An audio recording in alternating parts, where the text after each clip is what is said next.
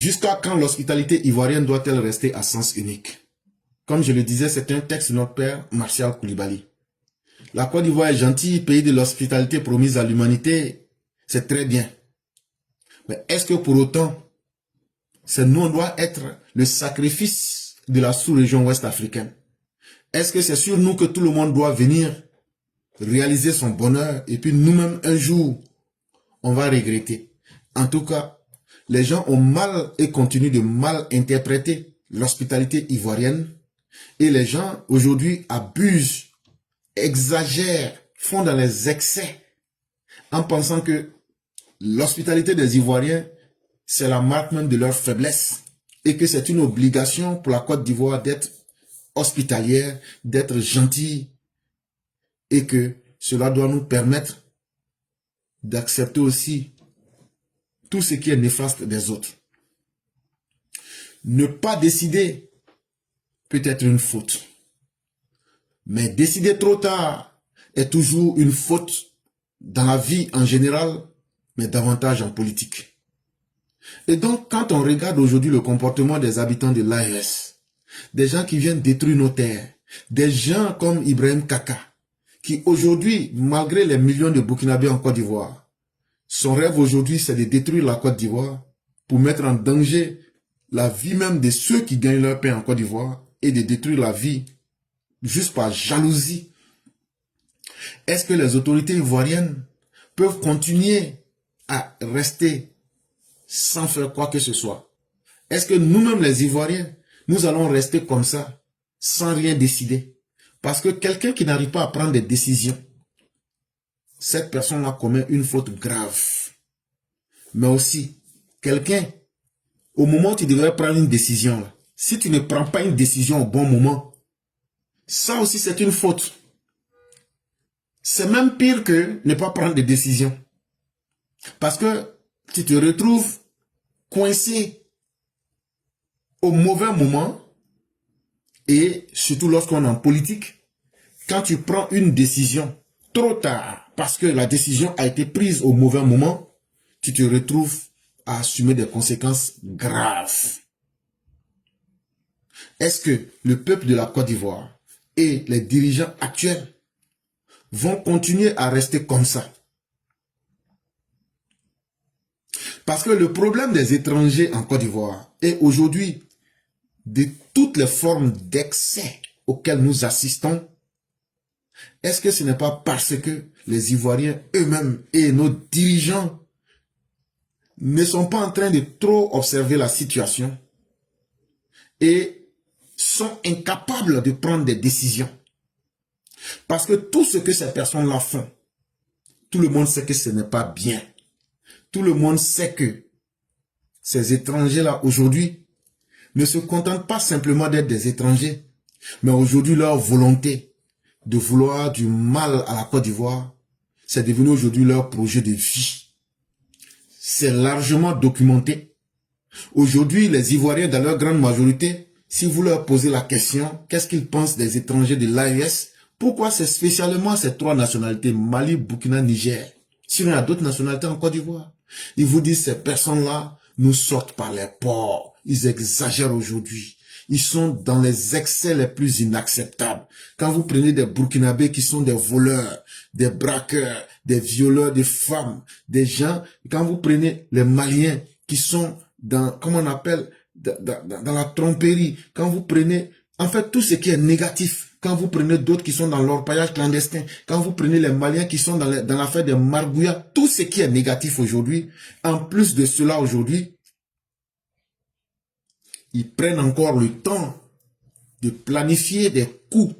Et aujourd'hui, tout ce qui est néfaste pour essayer de faire du mal à la Côte d'Ivoire, tout ça là, personne ne dira que ce ne sont pas des faits. Personne ne se jouera les surpris et personne ne dira que ces événements ne sont pas documentés. Mais jusque-là, est-ce que c'est aujourd'hui ça a commencé? Non. Mais est-ce que depuis lors, on a pris des décisions, que ce soit le peuple ou bien même le gouvernement? Non. Parce que les réalités sont en face de nous et elles sont concrètes. Le manque de réciprocité dans le traitement de nos concitoyens dans plusieurs pays de la sous-région. Et ce qui fait aujourd'hui que nous pouvons vous dire que les faits sont devant nous, est-ce que les Ivoiriens peuvent payer un lopin de terre, c'est-à-dire 1 m² au Burkina Faso pour mettre briques dessus? Non, c'est interdit. Est-ce que les Ivoiriens peuvent faire du commerce au Mali? Non, c'est interdit. Est-ce que les Ivoiriens peuvent être chauffeurs de taxi au Niger? Non, c'est interdit. Mais pourtant, eux font tout ça chez nous. Est-ce que c'est parce que chez nous on est bêtes? Ou bien est-ce que c'est parce que ces étrangers-là sont trop intelligents? C'est que eux n'acceptent pas chez eux là. Eux ils viennent, ils font ça chez nous. Est-ce que c'est parce que nous les Ivoiriens, c'est parce que nous on est trop bêtes? Et puis ce sont les étrangers là qui sont intelligents. Aujourd'hui là, est-ce que les Ivoiriens qui s'installent dans des pays comme le Mali, le Burkina, le Niger, est-ce que ces pays sont aussi hospitaliers que la Côte d'Ivoire? Est-ce que les Ivoiriens se sentent dans une hospitalité avec tous les avantages, comme c'est le cas des étrangers qui viennent en Côte d'Ivoire? Est-ce que les Ivoiriens qui sont dans les pays comme le Mali, le Burkina, le Niger, ne font pas face à des discriminations lorsqu'il s'agit de faire du commerce? Est-ce que les Ivoiriens qui vivent dans ces pays-là ne font pas face à de la discrimination lorsqu'il s'agit d'accéder à des emplois?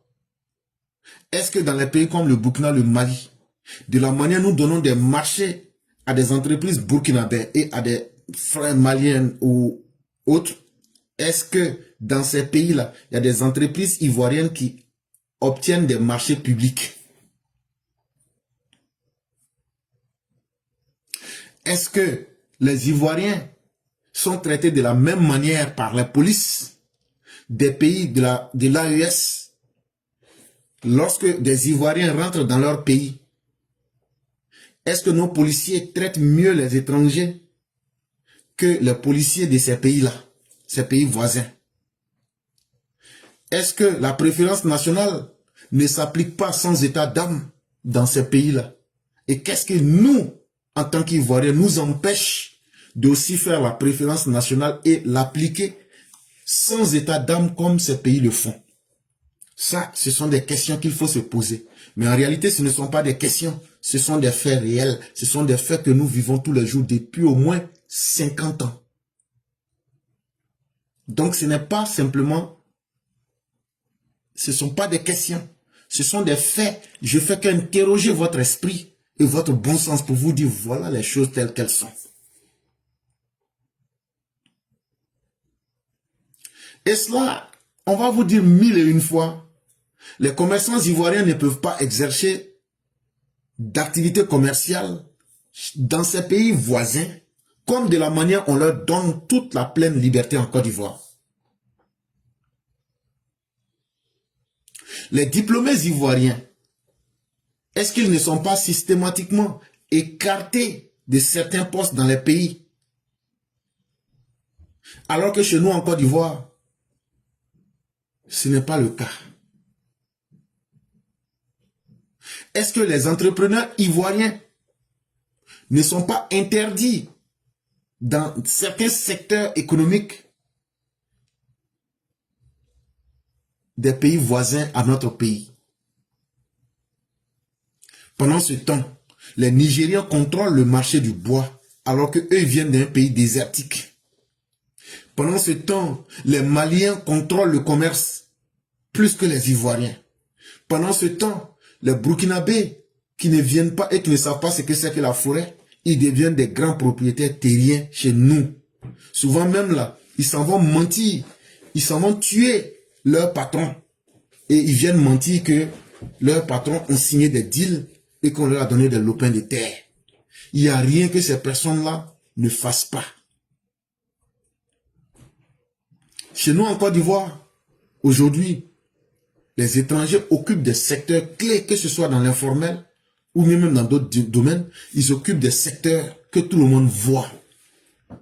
Est-ce que c'est le cas quand vous ouvrez votre esprit pour regarder? Est-ce que c'est le cas dans les autres pays comme le Mali, le Burkina?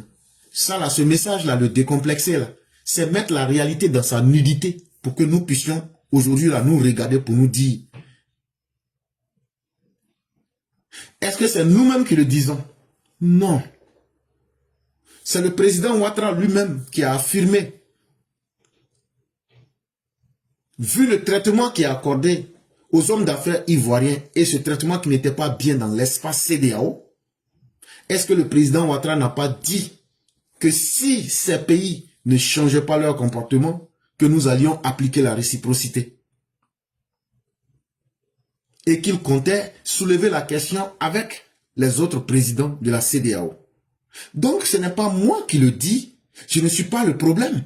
Je ne fais que mettre un problème en face de nous. Est-ce qu'il n'est pas temps de traiter ce problème-là?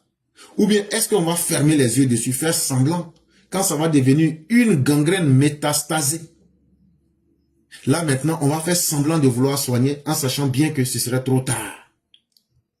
Et donc s'il y a quelque chose qu'on doit blâmer, c'est nous-mêmes notre incapacité à ne pas regarder la réalité qui est en face de nous, à ne pas accepter de crever l'abcès.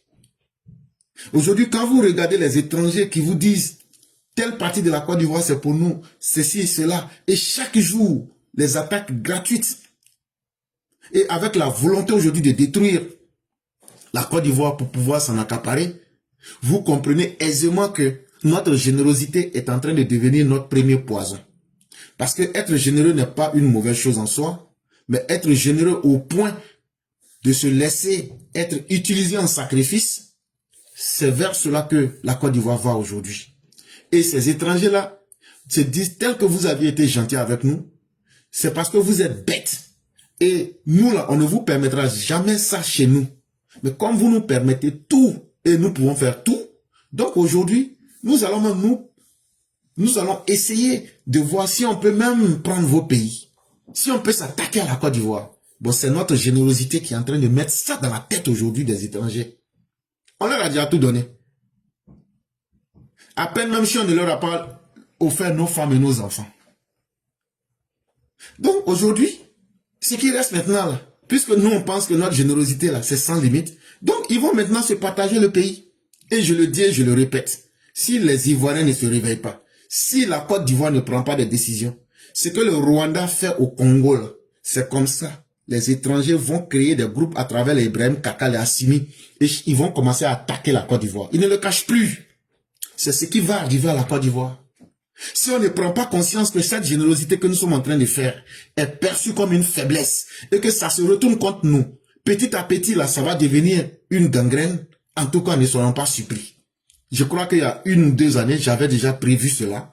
Je reviens encore pour le dire, chers Ivoiriens, il est temps que vous vous réveillez. Il est temps que vous preniez les bonnes décisions. Que ce soit vous-même les populations, que ce soit les dirigeants, réveillez-vous et prenez les décisions qu'il faut. Ce n'est pas de la méchanceté, c'est simplement de la réciprocité. De la manière qu'ils traitent les Ivoiriens et les lois qu'ils prennent dans leur pays, aujourd'hui là, nous pouvons leur appliquer leurs propres lois. C'est ce que d'ailleurs le prophète des musulmans faisait aux Juifs. Parce que quand tu connais la mauvaise foi et l'ingratitude d'un peuple, il ne faut pas le traiter avec les lois du bon sens ou même les lois plus élevées que ce que ce peuple applique. Et c'est pourquoi quand vous remarquez, en tout cas pour les Juifs qui étaient dans la région de l'Arabie au 7e siècle, le prophète ne se fatiguait même pas, le prophète des musulmans. Il savait déjà que ces gens-là se comportaient tellement mal et donc il leur disait, appliquez à vous-même vos propres lois, puisque vous êtes les Ahlul Kitab, c'est-à-dire le peuple du livre. Vous-même là, ce que vous posez comme action là, regardez dans votre propre livre et puis maintenant appliquez à vous-même ce que votre propre livre vous dit de faire en tel cas, en telle situation. Parce que quand tu vis avec quelqu'un qui est doté d'une mauvaise foi, quand tu vis avec quelqu'un qui est doté d'une capacité néfaste et de quelqu'un qui est constamment dans le mal, tu n'as plus besoin de lui appliquer les lois. Tu lui dis, c'est que toi-même tu fais là. Il faut t'appliquer ça. Et puis on va voir si ça va t'arranger. Et c'est ça, aujourd'hui, la réalité. C'est que les Burkinabés font aujourd'hui. Est-ce que vous avez vu un Burkinabé sortir pour dire, ce qu'Ibrahim fait là, c'est mauvais. Que ce soit les Burkinabés qui sont en Côte d'Ivoire ou même les Burkinabés qui sont à l'intérieur du Burkina. Jamais. Ils savent que c'est mauvais, mais tant que nous, on va accepter là, ils vont continuer. Parce que tant qu'ils vont continuer, et tant que nous allons leur permettre de continuer, un jour, ils vont atteindre leurs objectifs. Et donc, si nous sommes incapables de leur appliquer nos lois, si nous sommes incapables de leur dire la vérité, ayons au moins le courage de leur dire ce que vous avez décidé et de la manière dont vous traitez les gens, comme au Burkina. Un Ivoirien ne doit pas posséder la terre là. Donc, en Côte d'Ivoire aussi, appliquez-vous les mêmes lois que vous appliquez sur les Ivoiriens là. Appliquez-vous les mêmes lois lorsque vous êtes en Côte d'Ivoire. Donc, vous ne pouvez pas aussi posséder des terres. Est-ce que ça c'est trop demandé?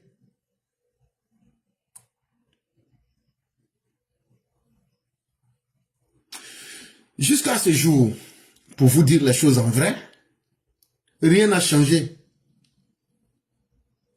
Et l'impression que nous avons, c'est que rien ne sera fait. Parce que l'Ivoirien lui-même est devenu inconscient des vrais enjeux. L'Ivoirien lui-même, il est devenu comme quelqu'un qui a perdu son cerveau. On parle beaucoup, on dit n'importe quoi, mais on oublie de toucher les vrais problèmes. Comme si on avait peur de les aborder, et comme ça allait résoudre le problème. Alors que ça ne fait qu'aggraver le problème.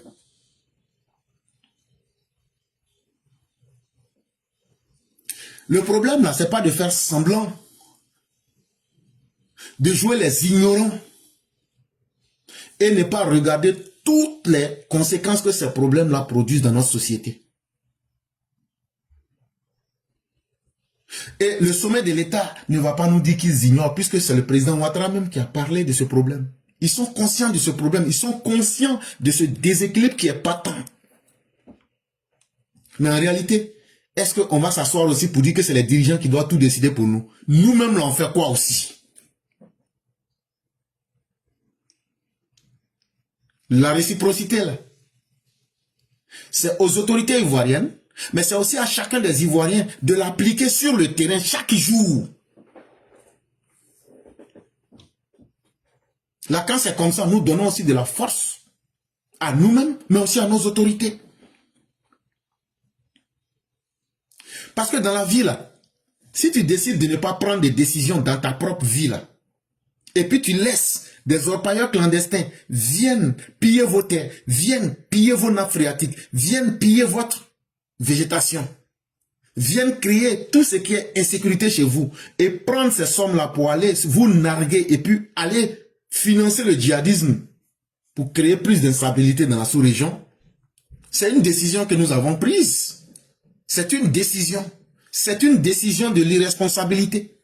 Ne pas être capable de prendre une décision au moment qu'il faut et prendre une bonne décision, c'est une décision implicite, c'est une décision silencieuse, c'est une décision qui est lourde de conséquences. Parce que toute décision qui découle de l'irresponsabilité est une décision. C'est la décision de notre propre lâcheté.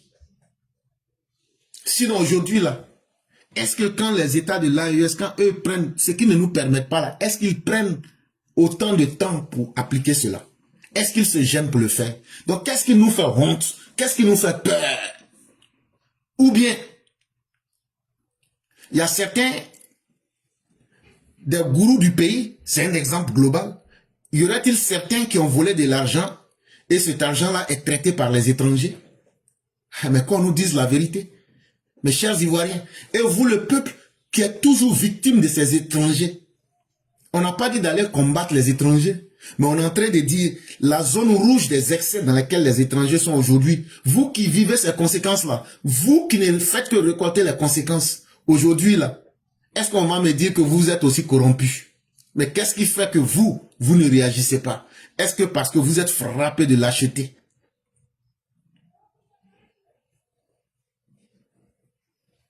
Oui. On va me dire peut-être du côté des leaders que toute décision a un coût diplomatique, un coût politique, un coût régional. On est d'accord. Mais face à ces coûts, face à ces conséquences-là, est-ce que constamment rester à ne rien faire, à ne rien décider de façon concrète, à privilégier le statu quo, est-ce que cela nous arrange dans le temps? Rester dans cette paralysie, rester dans une certaine inertie, Rester là constamment dire, on va laisser le temps, on va réfléchir, on va donner le temps au temps. Est-ce qu'aujourd'hui cela ne va pas se retourner contre nous? Parce que cela est perçu par les habitants du Mali, du Burkina, du Niger comme une faiblesse. Et ils s'apprêtent et chaque jour, Dieu fait, vous le voyez, leur intention. Comment ces pays-là peuvent aujourd'hui prendre des gens, plus d'une quinzaine de personnes. Eux, ils disent qu'ils ne font pas élection chez eux, mais ils envoient des cyberactivistes pour venir saboter les élections en Côte d'Ivoire. Ils ont été attrapés à Bondoukou. Donc, eux vont décider de leur pays, mais ils vont venir décider pour vous, les Ivoiriens. Ils vont venir décider, c'est à quel moment toi tu dois enlever ton pantalon pour coucher avec ta femme dans ton pays.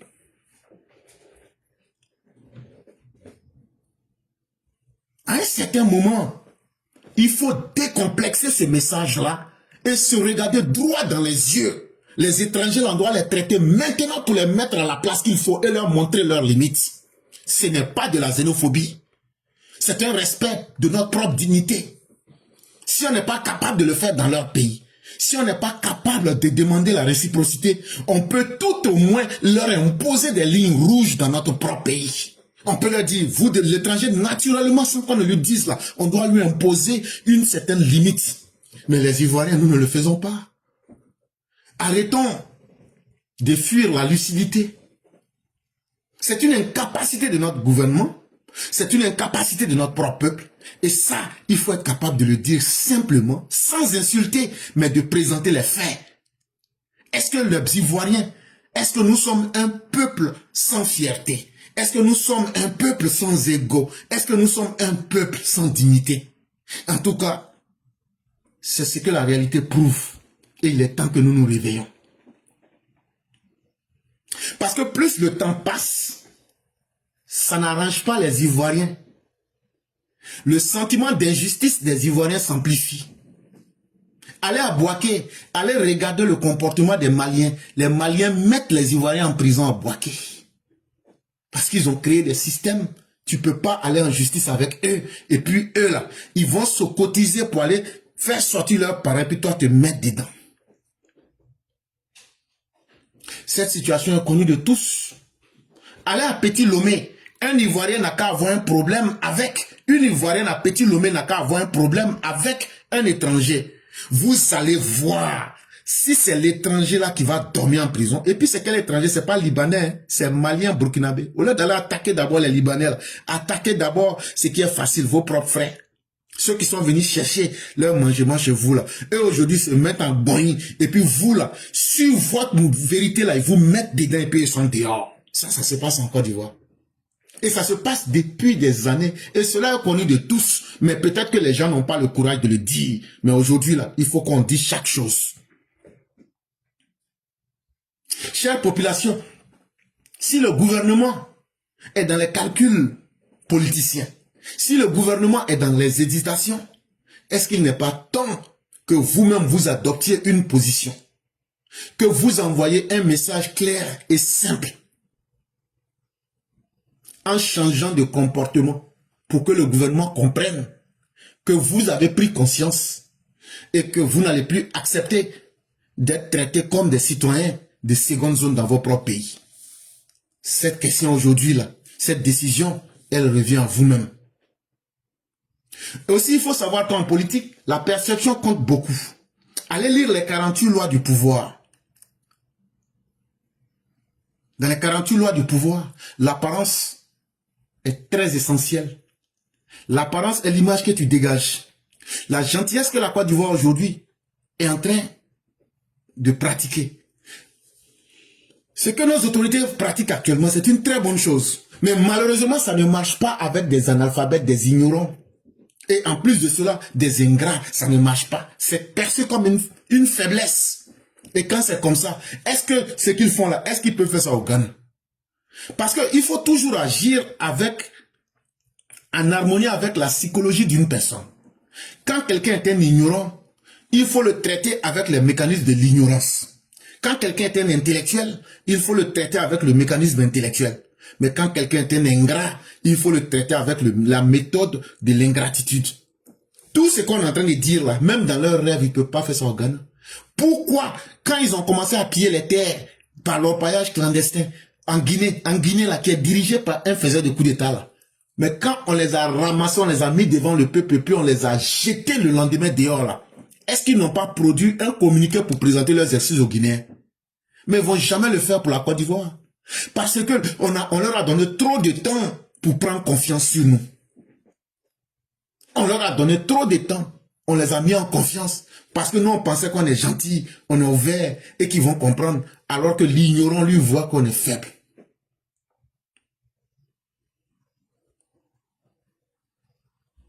La retenue diplomatique dont fait preuve nos autorités est justifiée. Parce que c'est une diplomatie qui n'est pas basée sur les émotions. Ça, c'est très bien. Mais ce n'est pas toujours la meilleure solution. Parce que ceux qui sont en face de nous, eux pensent que c'est une faiblesse. Et cela leur donne tous les droits d'outrepasser les lignes rouges avec une audacité qui vous surprend et qui fait froid dans le dos. Et souvent même, chers dirigeants, le peuple se demande où est-ce que vous êtes en train de nous conduire? Parce qu'il y a certaines choses qui arrivent où on attend des décisions simples. Mais ces décisions simples-là, à force de trop réfléchir, à force d'être dans la retenue diplomatique, à force d'être dans les grandes décisions, on finit par progressivement sacrifier la vie des Ivoiriens, mettre en danger la dignité même et l'honneur du peuple ivoirien sans s'en rendre compte. Aujourd'hui, c'est devenu très facile. On peut s'attaquer à un Ivoirien, casser une bouteille sur sa tête, le faucher en dehors des frontières de la Côte d'Ivoire. Parce que notre comportement à l'intérieur de nos pays, même les Burkinabés, les étrangers, les Maliens, ils font ça déjà. Donc ne soyez pas choqués qu'ils partent le faire au Maroc. Ne soyez pas surpris qu'ils le fassent au Cameroun. Ne soyez pas surpris qu'ils le fassent en dehors de nos frontières. Parce que nous-mêmes, on a montré que on peut tout faire sur nous-mêmes. On n'a pas dit on est patient.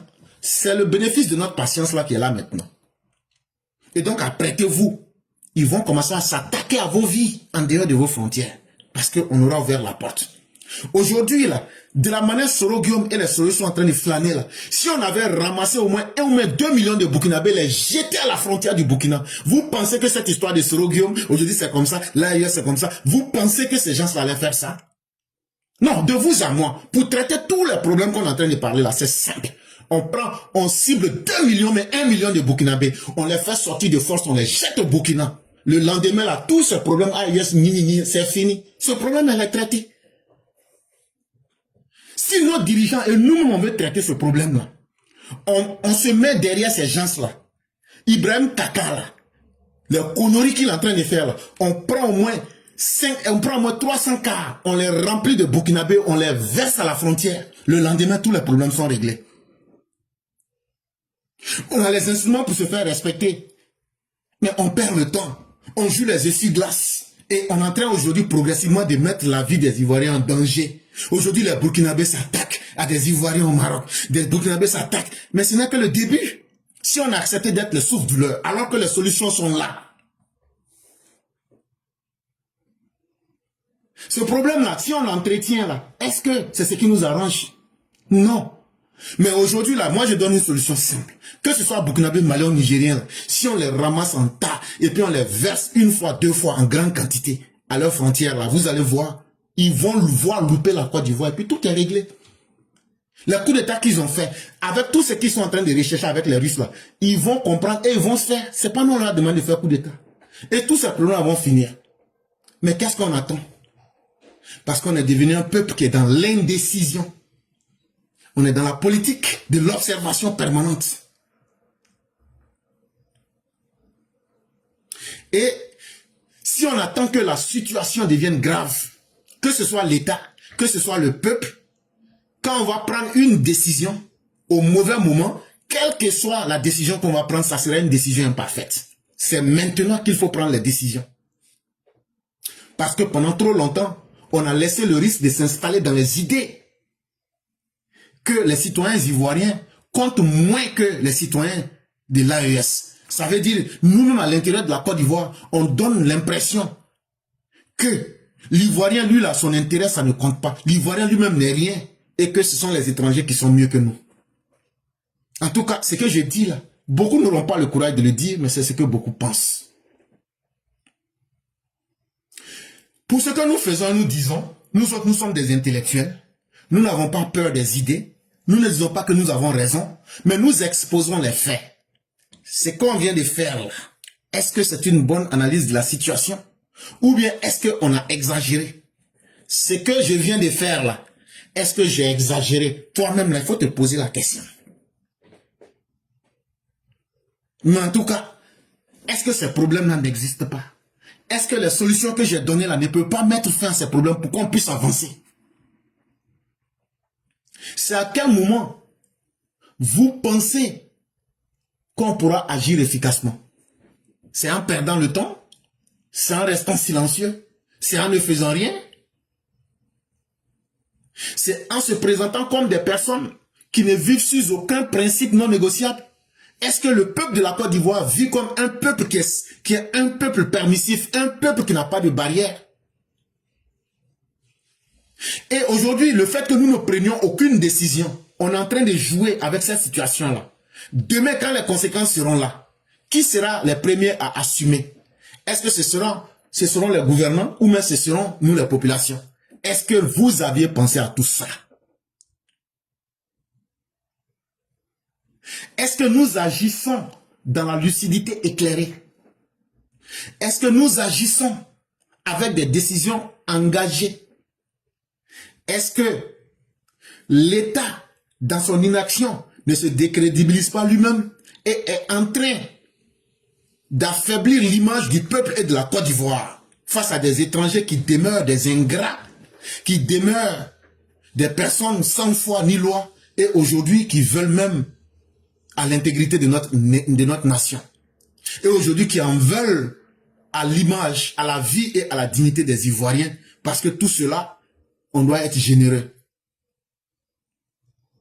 Le silence des Ivoiriens et de nos dirigeants est en train de devenir un choix politique toxique, dérangeant. Et les gens de l'AES, dans leur tête, dans leurs esprits, eux, ils interprètent ça comme notre impuissance. C'est parce qu'on ne vaut rien que eux, aujourd'hui, là, on ne réagit pas, on ne dit rien. Et ce n'est pas le gouvernant seul, mais c'est aussi chacun de nous qui prouve ce comportement.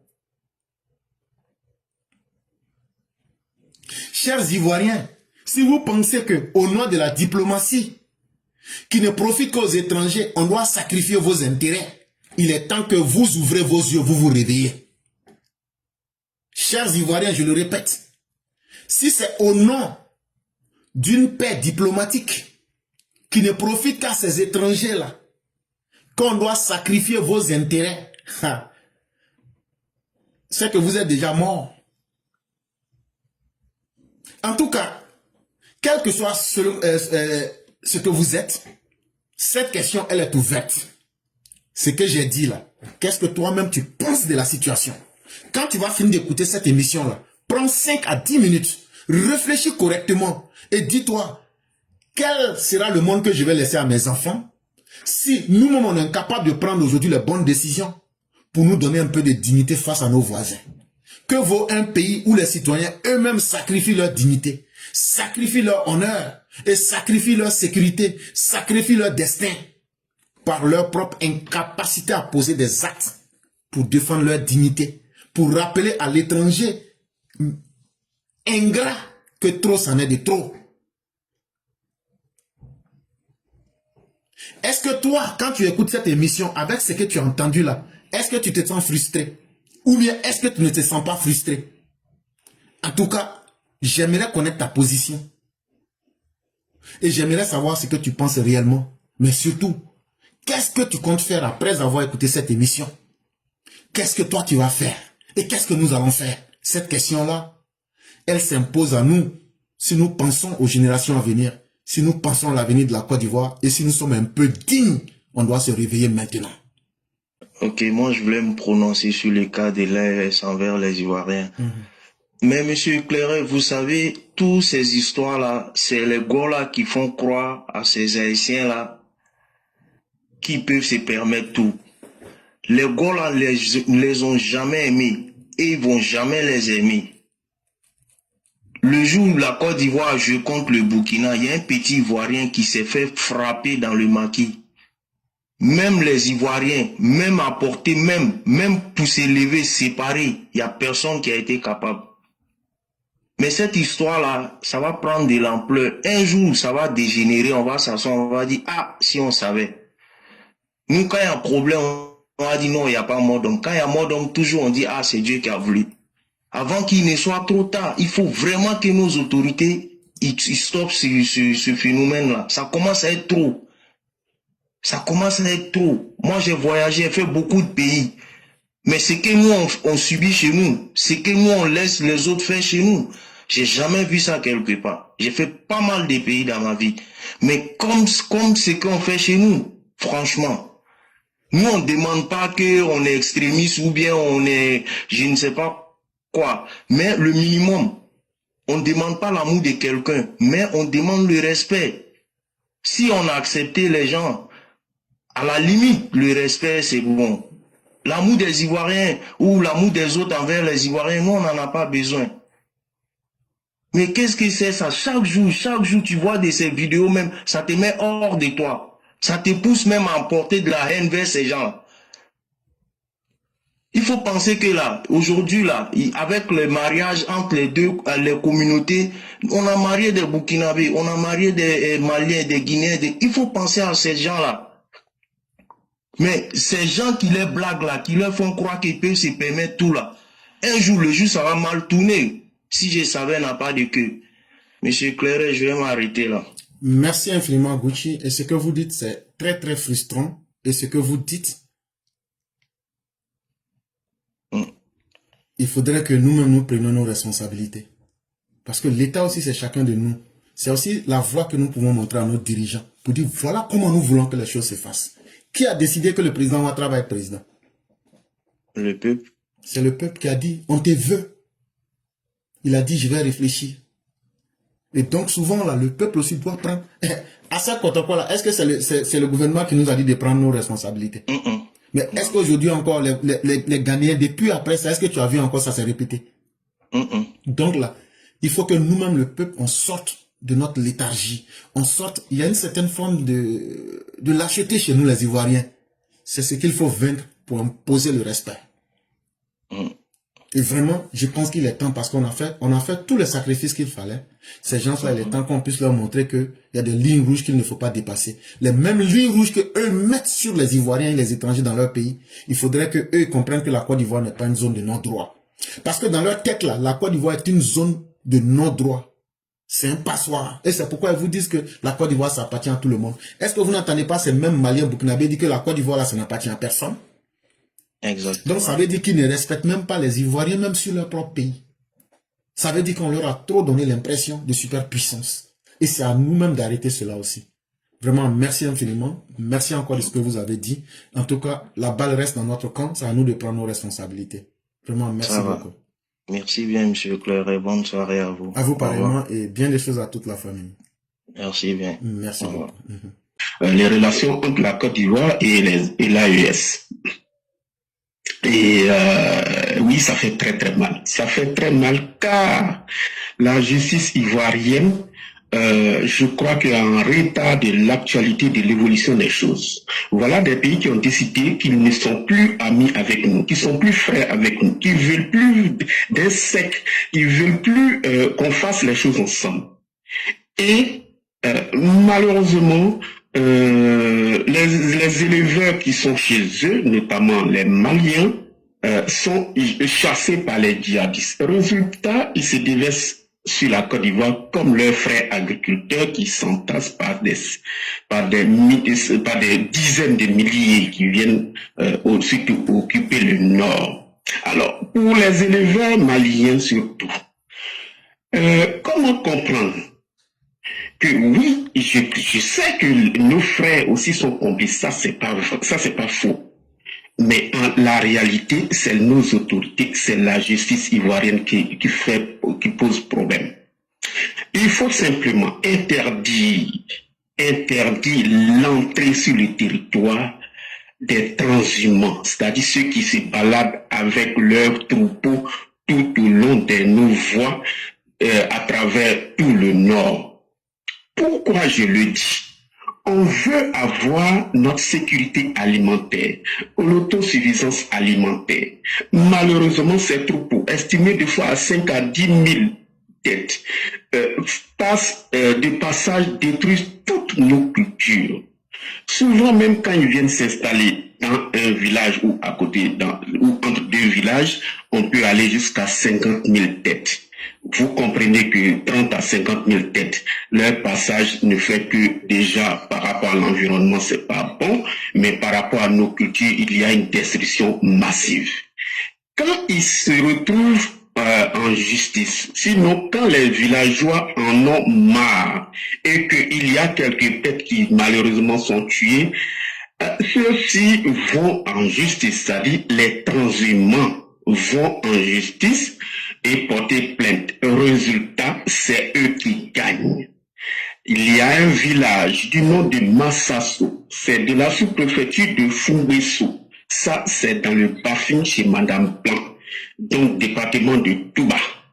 Alors, ce village-là devrait être en procès le 12 janvier 2026 et ce village-là devrait payer 9 millions à ses transhumants.